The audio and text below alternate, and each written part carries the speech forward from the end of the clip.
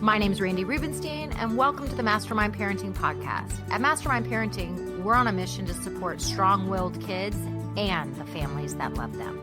Hi, everyone. You want to do the introductions? I feel like I'm going to do them wrong, but hi, I'm Avery. Hi, I'm Randi. It's Avery and Randi here again. And this week we have a topic that I want to unpack. It's something that's been swirling around in my brain, and it's come up like 3 or 4 times in the last week in my coaching.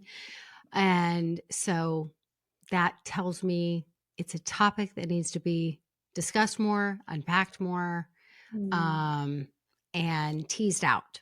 And it's about shaping our kids' identities. What has come out is something around, parents who ask for coaching, and it's, whether it's the little kid who's being demanding at dinner, they won't eat anything, they act like you're a short order cook, or they're asking, instead of the food that was laid out for them, they're asking they want a yogurt, they want a banana, they're super particular, and they won't just like eat the food on the table.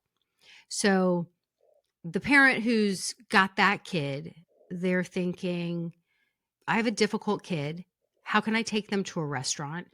How, like the thought of their kid ever going over to someone else's house for dinner, it's like they don't need anything. Like, and so deep down, they're worried that they're failing as a parent because they've raised this high maintenance child and they don't know how to turn it around.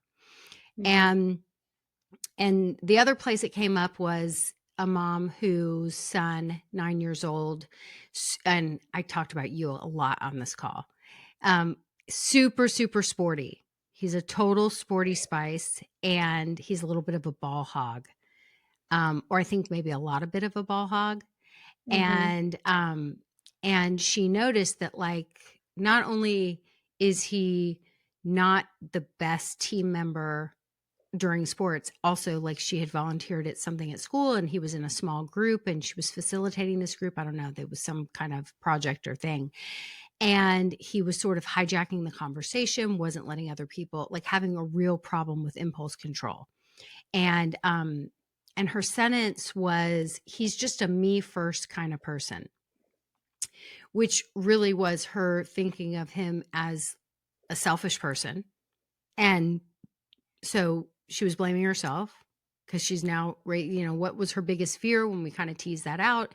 Her biggest fear is that he was going to grow up and be a selfish kind of person who was inconsiderate and didn't think of others, and nobody's going to want to be around him. He's going to be lonely, and it's going to be all her fault.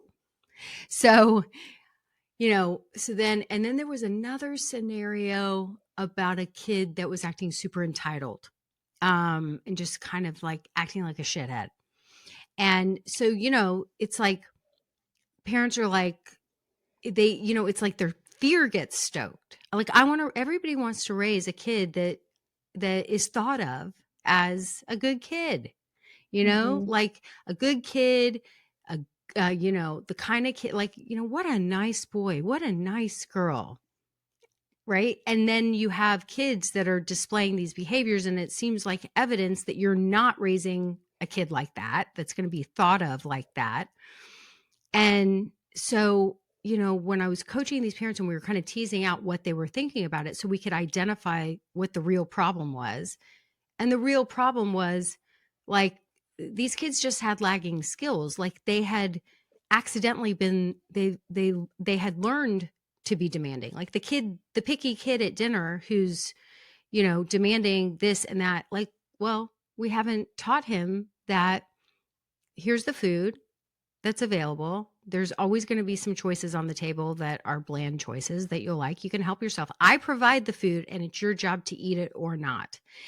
And so there had been a lot of control on the scene, and worry that, just take 3 more bites, Right. And your kid's not going to starve. Right. So that control led to a lot of power struggling, which then led to ultimately the kid upping the ante and upping the ante and upping the ante and becoming more and more and more demanding, where this kid hadn't learned how to be flexible because the kid was just resisting all this control. Right. Right. So the kid actually had some lagging skills in terms of like, you know, you've got to tap into what your body is hungry for, and maybe even some flexibility of, we're having, I mean, how many times did I hear from you guys? Chicken again? Right. Yeah. I mean, like, I feel like we were talking a little bit about power and earlier today, and I just feel like it's like everyone feels good when they have power. We know that. Feels good when you feel powerful. And it's almost like giving your kid the wrong impression of what achieving power looks like. Let me hear more about that. Like we were talking about status, and status is social standing, is what we do, and in an evolutionary perspective, Wait, will you you had higher. will you just back it up, and because we're going to tie status in here, and I would love for you to sort of define status. Let me read it for you. Please. Status, the relative social, professional, or other standing of someone or something. So it's like how powerful you are in the community, but that power can be, people trust you. It doesn't have to mean, I have the most resources. And I feel like how it's been skewed in our modern day is how many resources you have. So people buy nice cars for status, or kids are picky eaters for status. It's like almost like a power struggle. But when those traits were developed, when we were hunter-gatherers, status was, hey, I have resources to share with you, and therefore you'll give resources back to me. It was kind of like, I'm the most trustworthy person in the group, And so well, can you go back into the picky eating? How, like, what about that can be connected to status when a kid is being a royal pain in the butt? I wanted yogurt. I don't like chicken again. I'm not eating. You can't make me. Well, if a mom or a dad, usually a mom, is bending over backwards to meet their kid's every demand because they're scared, oh no, they're going to be underweight, or oh no, they're going to go to bed hungry tonight. All of a sudden the kid's like, I can make her do anything. I can get dinosaur chicken nuggets right now, even though they're not made, simply because I won't eat what she provided. It's easy. Power. It's power. Not that our kids are like little dictators in the making, but it's spreading the wrong message for them to become people who, take advantage of people doing things for them, And it's evolutionary. So it's not demonic. It's actually something that like people are constantly sort of vying for power. And so we see it every day. But if we're not, if the parent isn't establishing that this is my status in the group, I am the pack leader and I provide the food, and there are choices and options. The options provided are here on the table, and it's your choice whether you eat those or not. These are the options available. So if the parent all of a sudden is running to the refrigerator, grabbing the yogurt, doing the thing, making the extra nuggets, whatever they're doing, they're actually giving away their power in that moment as the pack leader. Right. I think giving away their power, which upsets the whole dynamic of a family, and teaching the wrong message of what status really should be based on our evolution, which is, hey, I'm a trustworthy member of the group. I'm easygoing. Doesn't mean you're a doormat, but I'm easygoing. And you can trust me that if you help me, I'll help you. But a power hungry kid who doesn't want to give back, they just want to take, like, that's the wrong impression. If you have a kid who is going to dinner and they're happy with anything, and if they're not, they'll just keep to themselves and they won't eat and they'll figure it out. Like, that's teaching your kid, hey, be kind, treat others how you want to be treated. Like, it's just a whole different messaging. Because they're not constantly seeking power over. It's not a constant power struggle. Yeah. Yeah. Mm-hmm.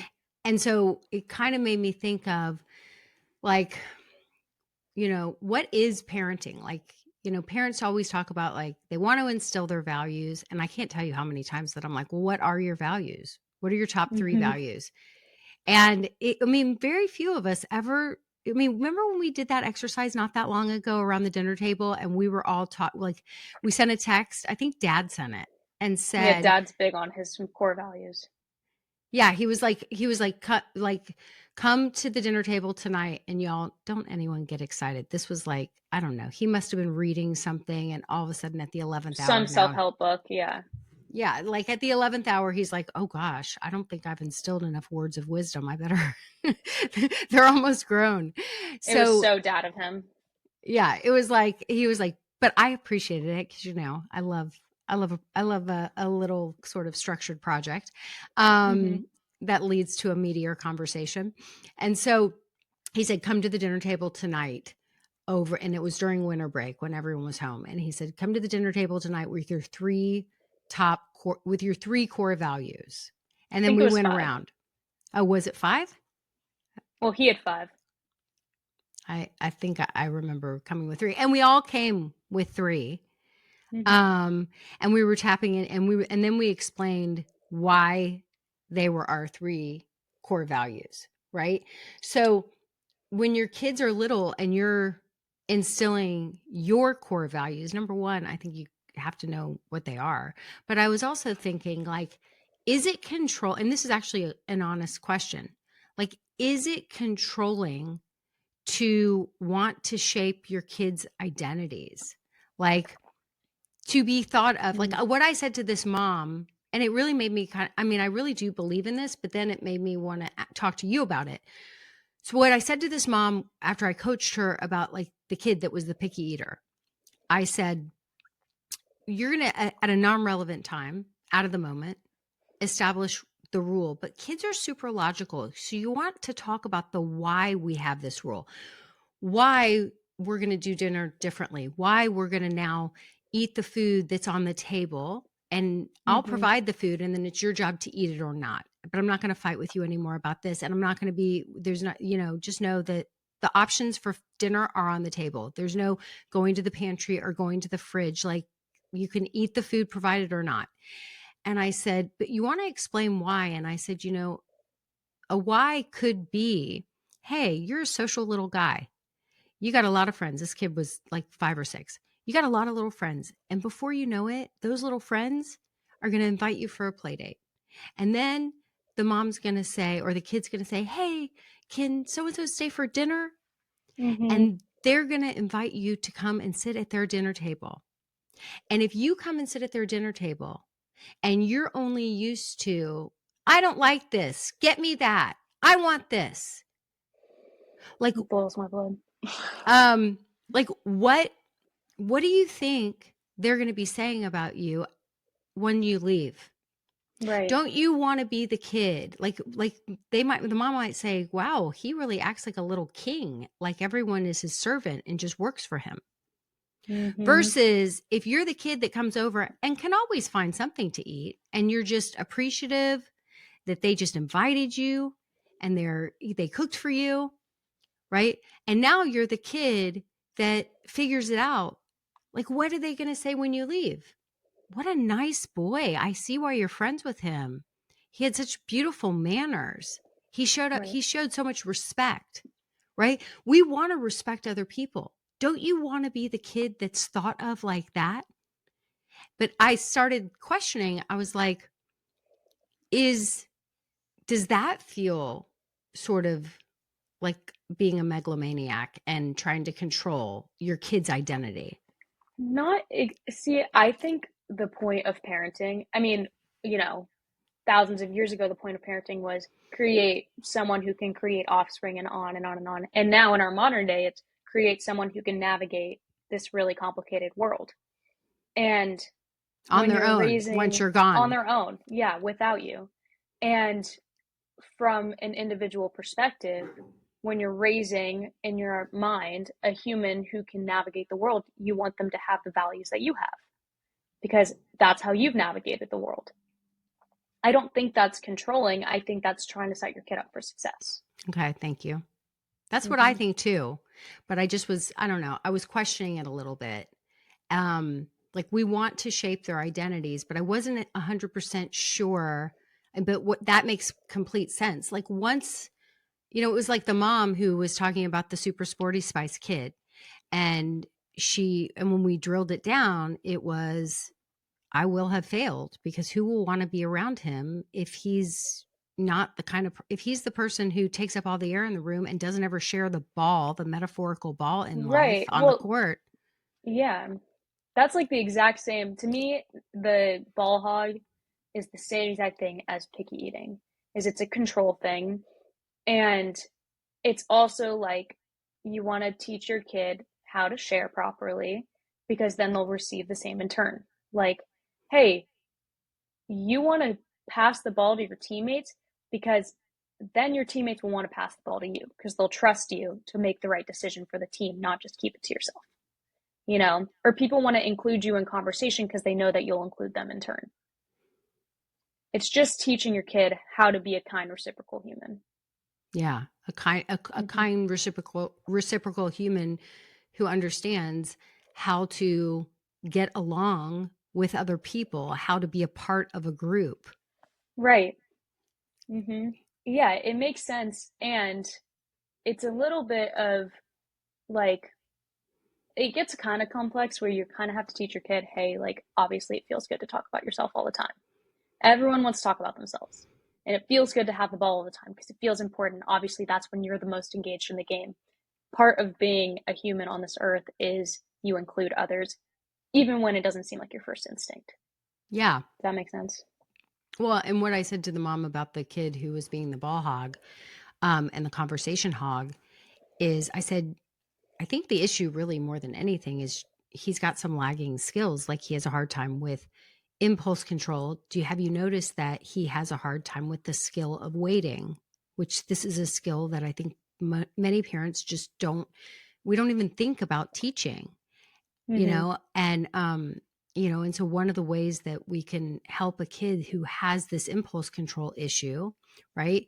Which is he wants to get his ideas out and he's not controlling his impulses to like read the room and let other people also have ideas, right? He's got so focused on winning on the court and he knows he's going to there's a high likelihood if he takes the ball down the court, he's going to make the basket. And he's so focused on winning. He doesn't have the ability to say, actually, I can pass to my team member and like, right. Let me look up for a little bit and get out of my one track mind.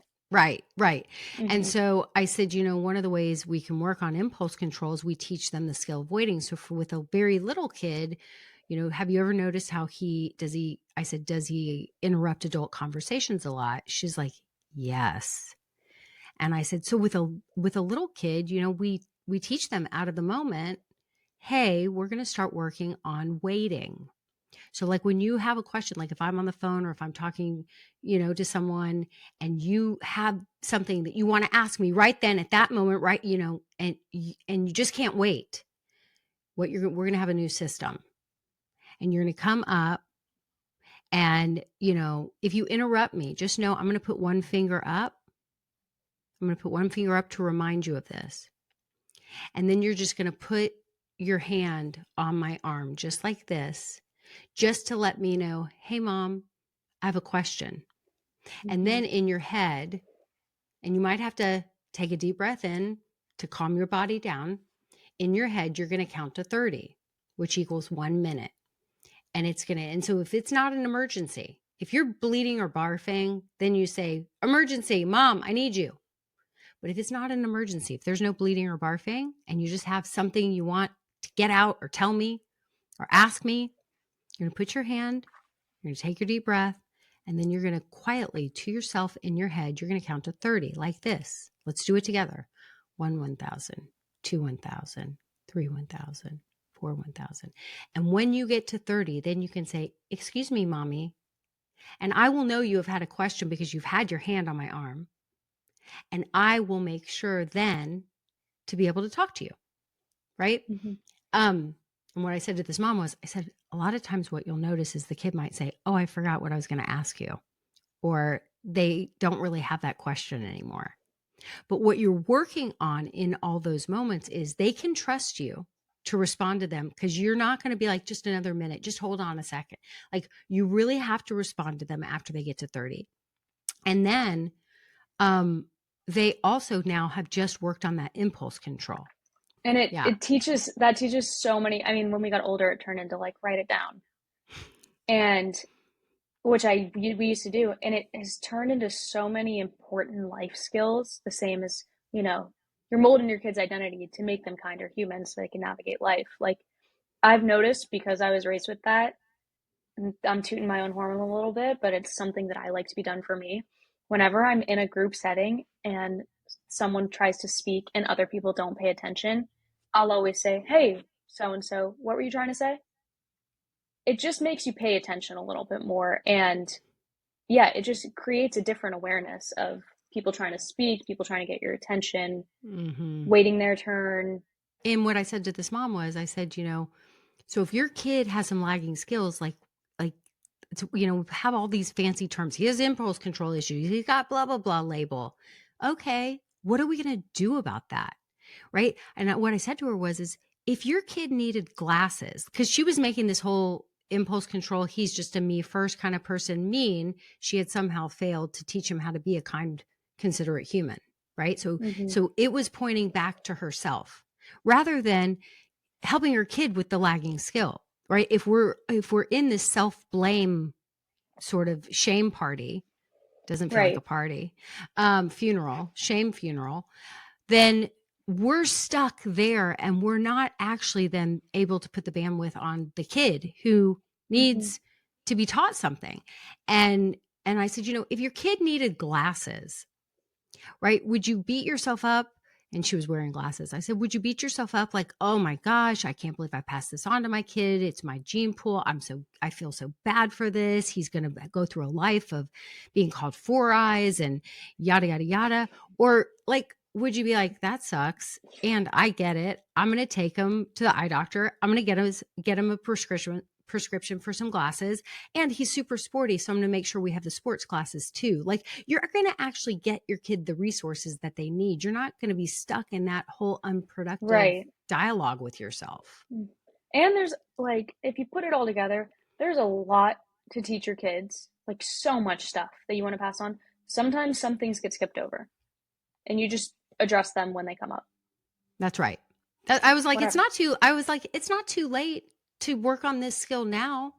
And you teach them the why behind it. You're like, hey, listen, you're a guy with a lot of leadership energy.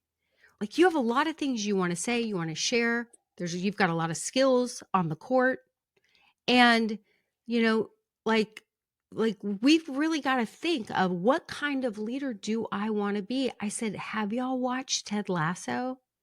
And she said, well, I have. She goes, well, I have. I said, okay, so that's your assignment. You're going to watch. She's like, is it appropriate for a 9-year-old? I was like, just earmuff and eye cover. Whatever. When you get to the, sexy parts or whatever, there's not that many of them. I said, number one, watch it with the subtitles because the writing's so good. I said, but right now, he is Jamie Tart at the beginning of Ted Lasso. She was like, oh, he's Jamie Tart. He becomes the best character. All right. I said, but his character arc, you see what he learns. I said, we could teach these concepts all day long and it's like blah, blah, blah. But all of a sudden you bond over a show or a story or a book. And now you have a reference point. Your kid's not going to want to be Jamie Tart. Like, he's coming from this, delicious mastermind family, because her and her husband are both so really, they're pretty low key. And I said, you are helping to shape his identity. You're reminding him who he wants to be. He doesn't want to be Jamie Tart at the beginning of the show.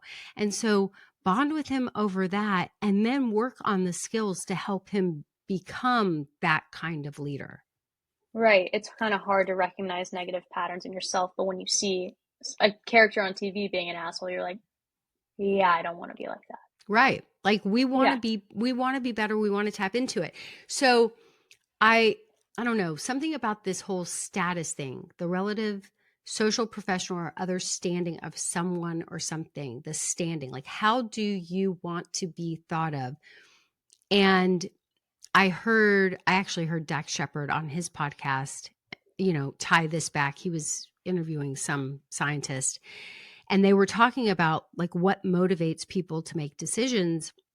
And Dax, who studied anthropology when he was in school, he a lot of times will tie things back to something evolutionary. And he said, I would argue that most decisions are made based on how it's going to affect your status, how you want to be perceived within a group, within a tribe, within a pack.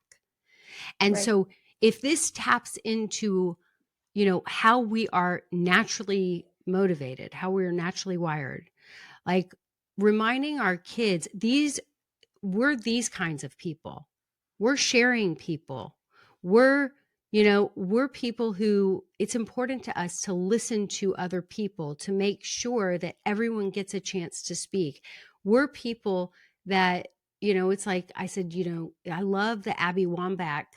I've heard her talk about this, how every time she scored a goal, you could see the footage, right, of her pointing at who assisted her. She's like, on that team that became, she won all the, she was like, what did she win? You would know, soccer person. The Women's Cup, I think. And she was like for like a long time, she held the record for like the most goals. Yeah, she was a striker, so I think something like that. Yeah, she's so sick. So she is. She's actually the one that kicks the ball into the goal. So she gets credit for that. But she inherently knew to immediately point back to the people that assisted her. Like, this is not my goal. This is our goal. I didn't just achieve this on my own. Yeah, I think it's so interesting to think about it. Like everything we do is for status, because we've had that conversation. Like you were asking what my motivation was, and you were like, be honest. Like your motivation doesn't have to be, I want to spread the proper message to all of the parents out there. I'm like, I'm not a parent. Like, what do I know? You know? But I was honest with you and I said, my motivation is I'm 23, I'm just out of college. I want to feel like I've accomplished something because it feels good, honestly, for other people to see me making accomplishments. That was a status decision, 100%. But I think based on what we were talking about before, all of this instilling values in your kids, how that ties back to status is, hey, let's view status not as material gain and as, being the person with the most accomplishments. Let's view status as someone who's trusted by others, who's loved by others, and who loves others. It becomes maybe more of, I don't want to say spiritual because that sounds stupid, but like a spiritual sense of status rather than a physical. Yeah. Yeah. Yeah. I mean, I could think of status for me. It's like, what's the worst thing that someone could say about me? It would be that I'm a bad person, right? Like that I'm a selfish person or I'm a bad person. Really selfish to me would mean that I'm a bad person. And there have been many times in my life, I mean, not many, but of course there have been times in my life where I've done things that are bad, right? Like I've wronged other people. I've said shit I shouldn't have said. I've gossiped. And so like what motivates me quite often, or I even think what motivated me in terms of like, getting to what I'm doing now is I didn't ever want my kids to feel like I was a bad mom, right? I didn't want my kids to think I was a selfish mom. I didn't want my kids to think I was a bad mom. And that, like, I wanted my kids to have happy childhoods. Really, at first, it was 100% because I didn't want them to blame me or to think they didn't have happy childhoods because I was a bad mom. So that was a status thing for me, was I want to be thought of by my pack. Which comes from your own conditioning. Right. Right. It was like I was, in many ways thinking other people had much better childhoods than me, or other people had families. And I had a lot of envy growing up. Like, oh, I wish I was taken care of like that. And I never Right. wanted my kids to feel that way. So, so that led me down this path, but it really was a status thing for me. It wasn't really a status thing about anybody else thinking I was such a great mom. My own children were the ultimate judges for me. Yeah, it's the people close to you viewing you negatively. Like, remember when I had that friend who was so mad at me, and you were like, "What are you so upset about? Let her be mad. You didn't do anything wrong." And I was like, "I cannot." It gave me a panic attack. I could not have her be mad at me. I could not have her thinking I was a bad friend, a bad person.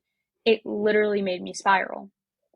And so I think in that sense, even though that sucks and you should be comfortable with people being mad at you because that's life, you did succeed in that you instilled the value in me of, hey, I want other people to think I'm a good person because that matters. It matters to me that I'm viewed as a good person. And then that informs your decisions to, it feels good to be a good person. Like, Right, right? exactly. Yeah. I just had that conversation with my friends where I was like, I do plenty of acts of kindness every day because that's one of my values. I like to, try and make people's days a little better. And I was like, and maybe it's not categorized as a mitzvah, which is like, anonymous, not for any of your own benefit, an act of kindness, because there's always something in it for me. It always makes me feel good. But is that such a bad thing? If it feels good to do kindness, you're going to keep doing it. Right. I mean, you know me and my joy agenda.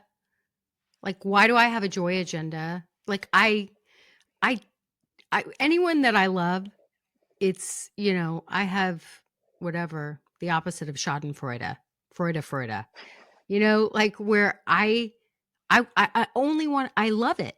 I love it. But I've also worked hard to feel purposeful in my life. I'm, like I am pretty proud of myself. I mean, not always. Sometimes I beat myself up, but for the most part, I mean, I have the thing that's most important to me, which is, a family that I always wanted. Right. Like, so I have that family. I have really connected relationships with, every member of our family.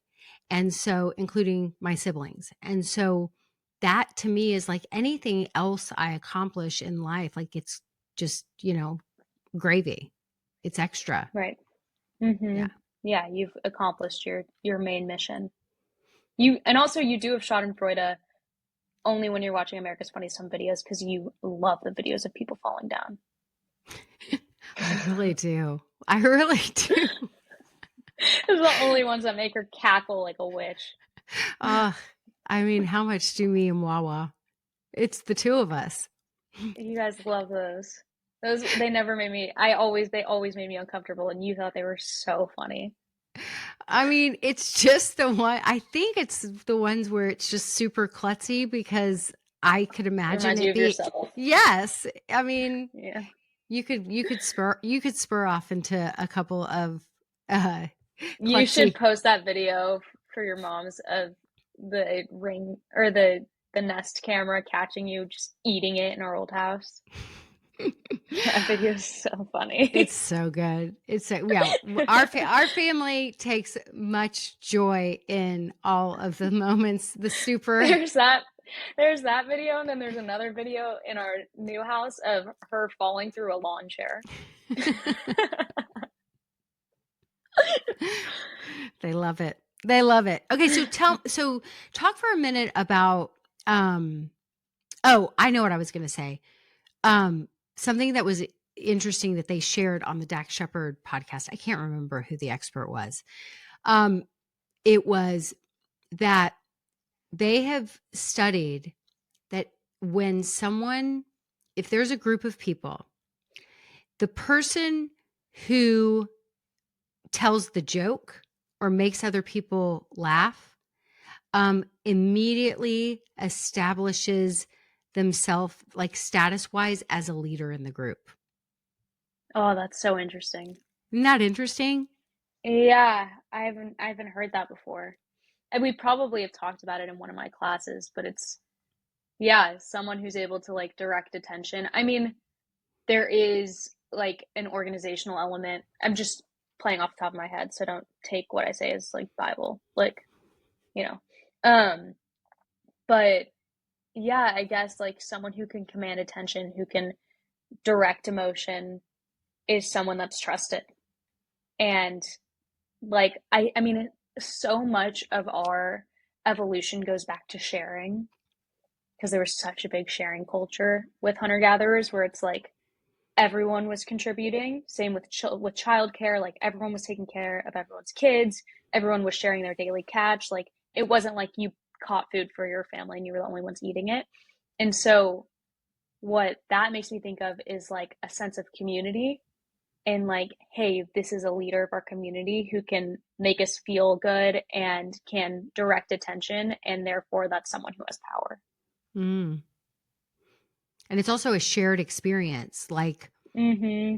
I heard a movie maker at some point talking about like we can't, there's something about seeing a movie in a movie theater and having that collective experience with Mm-hmm. strangers or going to a comedy show. And it's like everyone is, and I think it's also at sporting events when everyone is sharing a moment and we're all feeling sort of similar emotions at the same time. There's something that can feel almost spiritual about that. I think it makes people Right. feel the opposite of lonely, right? I mean, think back to your favorite memory. Very rarely is that going to be an individual memory where you weren't with anyone else. Like, we are Mhm. not meant to be solitary creatures at all. This modern world does not exist for our evolution. That's why so many people are depressed.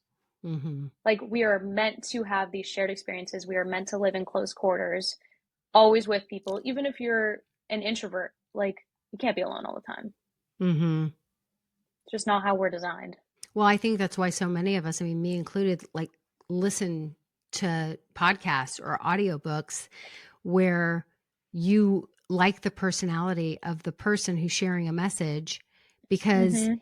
it helps you to feel less alone, right? Like, and you might, I mean, the best is like when I'm listening to a podcast, I don't even know these people and I'm Right. laughing at the things they're Like saying. Smartless. Yeah, listening to Smartless, where it's three guys bantering that are hilarious.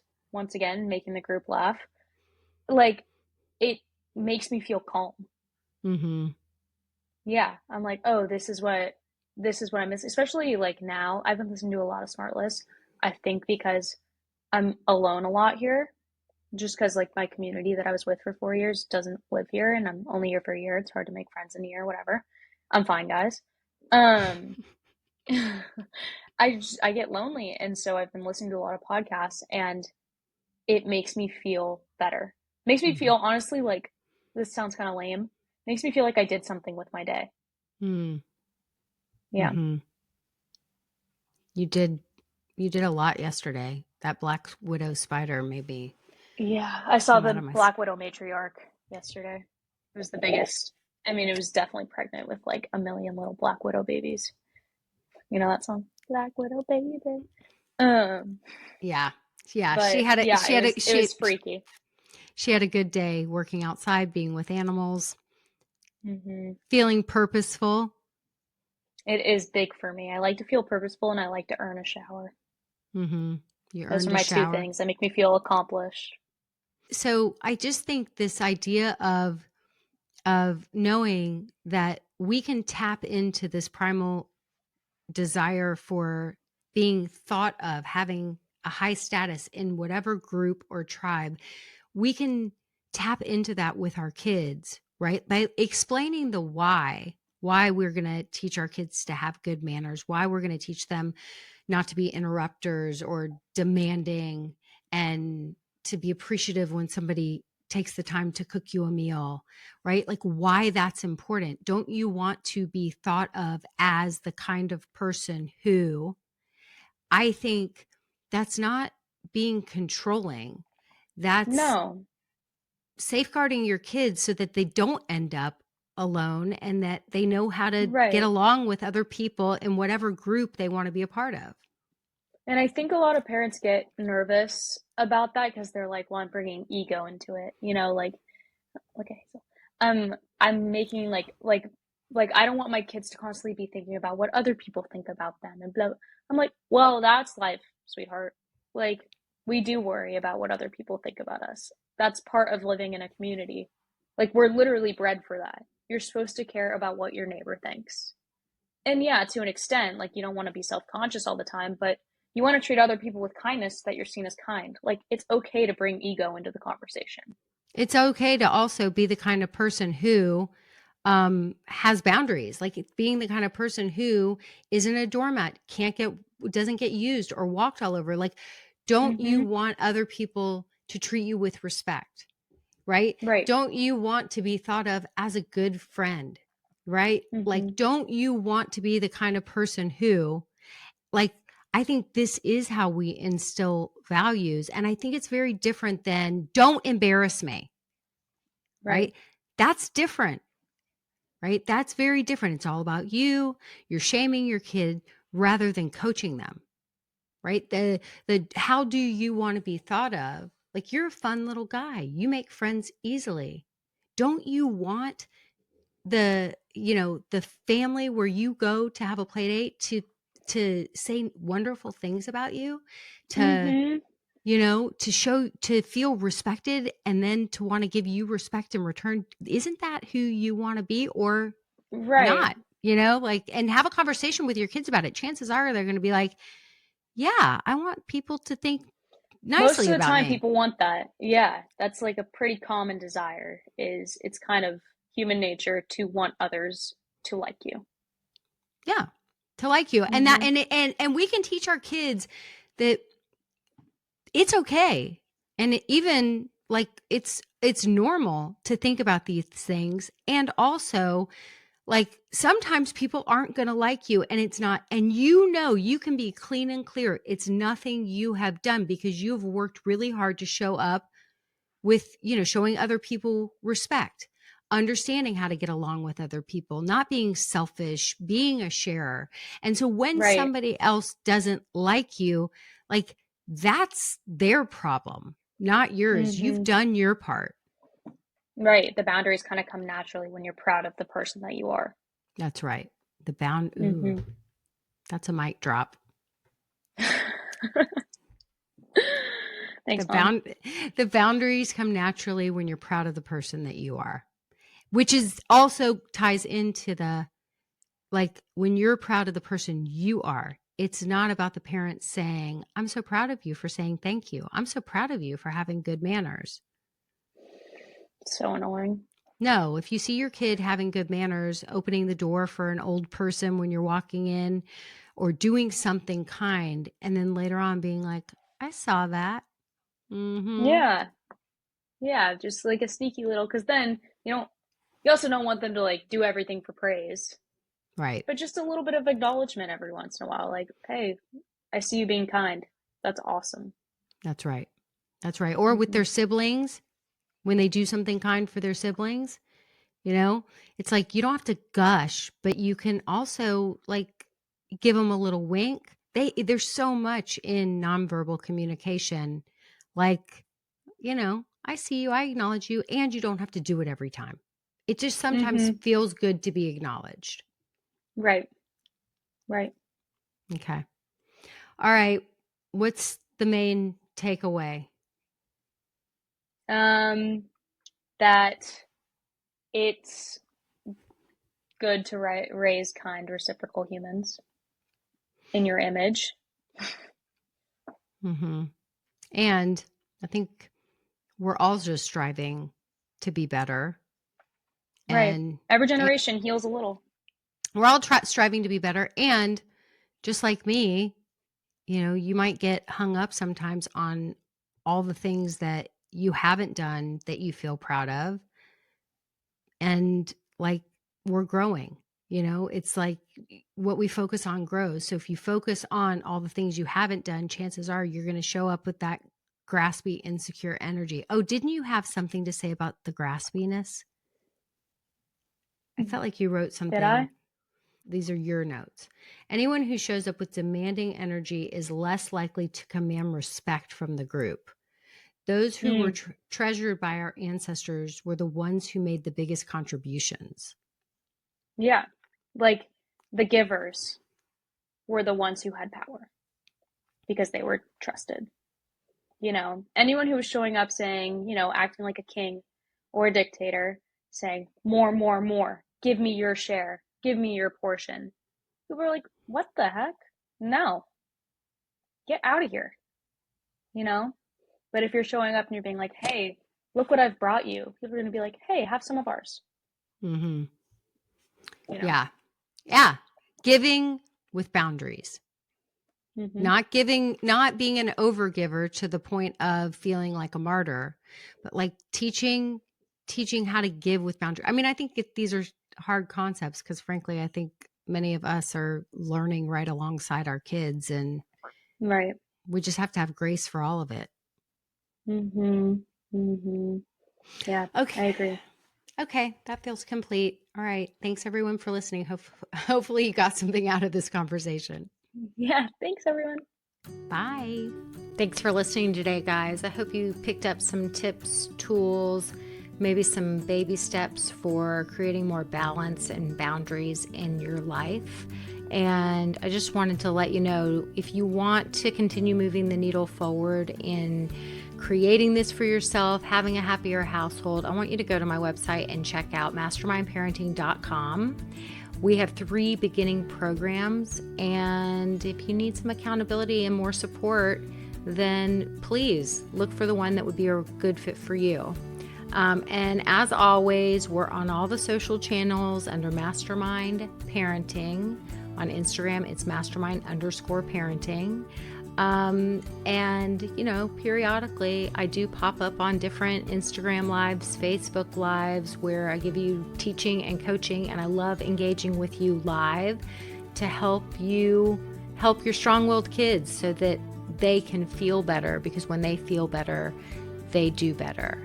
And I love, love, love getting to know you guys. So thanks for listening. If you like this podcast, please don't forget to subscribe, rate, and review.